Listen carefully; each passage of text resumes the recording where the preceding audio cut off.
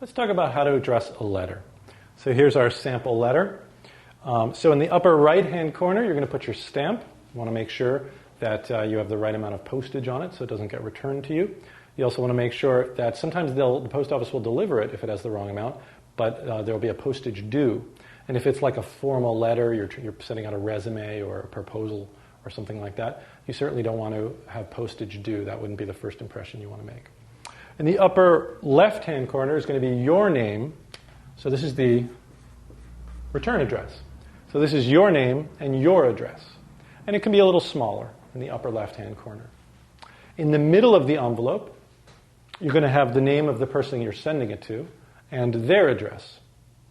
And you want to make sure that it's not right at the bottom. You want to leave a little room at the bottom because that's where the post office is going to put their barcode. So you want to make sure there's a little room at the bottom for the post office barcode, which they use to scan the letter and make sure it gets to where it's supposed to go. Generally, they say that if your letter is typewritten, if this is a formal letter to, again, for a resume or something, they say that if the letter is typewritten, is typed, that the envelope ideally should be typed as well. If the letter's handwritten, the envelope should be handwritten. That's the formality of it. I think sometimes that's something nice you can play with yourself.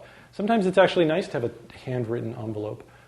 It just looks more personal. It doesn't look like junk mail. So you can, look that up on the internet, see what you think, and allow it to reflect your own personal, feeling on that or what you're trying to express or who it's going to. You can make that judgment call. If you're not sure, like I say, just do some research on the internet. But the formal way, if you want to be safe, is handwritten, typewritten letter, typewritten envelope.